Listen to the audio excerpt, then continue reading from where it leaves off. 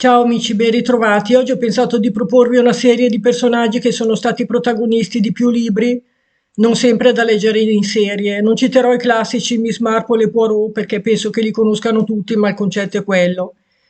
Alcuni sono presenti anche tra i 100 gialli più belli di sempre, vi lascio qui sotto il link. Naturalmente parliamo di genere crime, giallo storico, noir, thriller, eccetera. Avevo anche fatto un video per spiegare la differenza tra i vari sottogeneri. Poi facendo il video mi sono resa conto che ce ne sono veramente tantissimi, per cui ne farò due video, ne seguirà un altro. Bene, cominciamo. I primi che vi propongo sono i gialli dell'87° distretto di Edme Bain. Non ho qui il libro, ma avevo già parlato tempo fa di questa serie di libri, vi lascio qui sotto alcuni titoli, ma sono veramente tantissimi. Sono iniziati durante la guerra di Corea negli anni 50 fino ai giorni nostri, quindi sono, credo, centinaia di libri, impossibile citarli tutti. L'87° distretto, in inglese l'87° precinct, non so come si legge, è una serie di romanzi polizieschi scritti dall'autore statunitense Ed McBain, che ha ispirato più o meno direttamente altri autori di polizieschi, come Maurizio De Giovanni con i suoi Bastardi di Pizzo Falcone e alcune serie televisive come i Street Blues e Nip the Blue.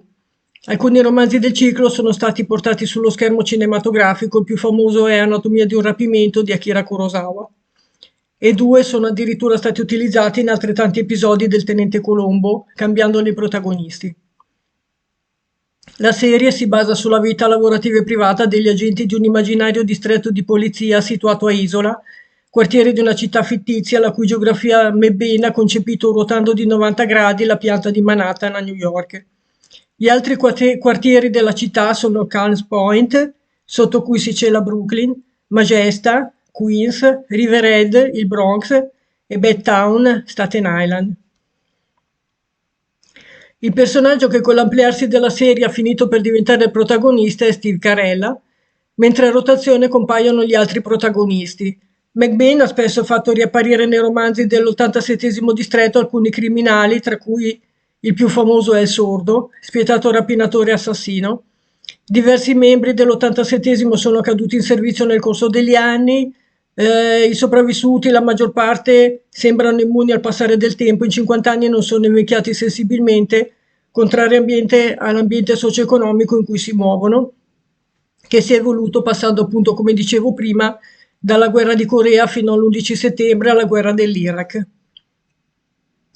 Mi sembra che ne sia stata tratta anche una breve serie TV negli anni 70-80, ma ha avuto poco successo. Secondo me si potrebbe farne un adattamento televisivo ancora oggi o dei film.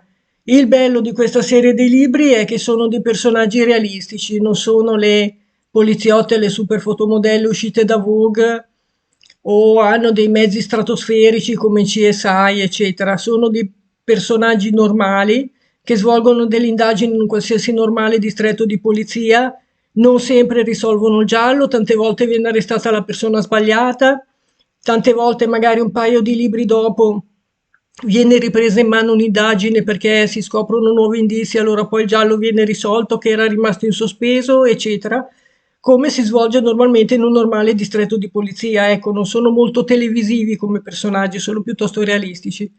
E per questo che a me piace sono diversi dal solito. Poi, numero due, non sono in ordine, ho solo scelto dei libri, personaggi seriali, ma non è una classifica questa. È la serie di Thor Ripley di Patricia Highsmith. Qui ho trovato il talento di Mr. Ripley, questo. Anche di questa serie di libri ho già parlato diverse volte, i libri mi pare che sono 5, ma ne sono stati tratti ben 5 film, per ora da 3 libri, tutti bellissimi. Tra l'altro ho scoperto una versione del 1960 del talento di Mr. Ripley con Alain Delon, che si intitolava Delitto in pieno sole, e una versione dell'Amico americano del 1977 con Dennis Hopper. Li cercherò perché me li sono persi. La versione moderna dell'Amico americano che forse conoscete voi è il ritorno di Thor Ripley, mi pare,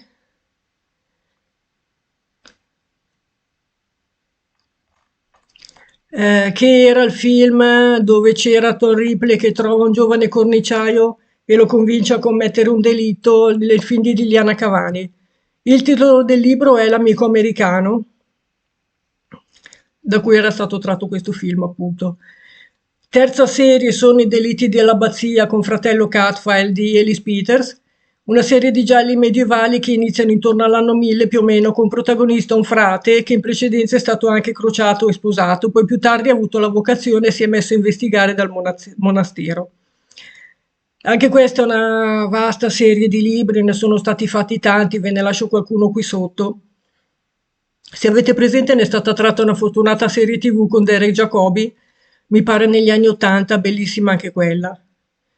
Poi, numero 4, abbiamo i romanzi con protagonista l'ispettore Dalglish di P.D. James, questi, quindi ho qui un paio, ecco, vedete, questo e questo.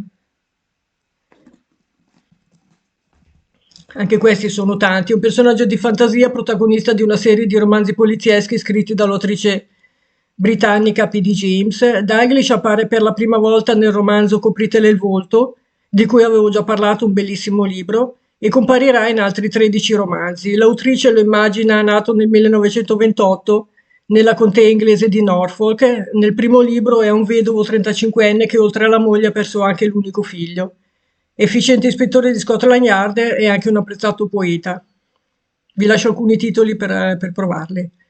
Poi al quinto posto abbiamo Le indagini del principe Beren di Linda Susanna Robinson, la quale deve il suo successo alla serie di misteri incentrati sul personaggio del principe Meren, che era un uomo di fiducia del giovane Tutankhamon, faraone d'Egitto, e dovrà scoprire degli intrighi avvenuti all'epoca di Tutankhamon, intorno alla metà del XIV secolo a.C. È proprio grazie a questa serie che è stata considerata da vari egittologi per l'accurata descrizione nella vita dell'antico Egitto.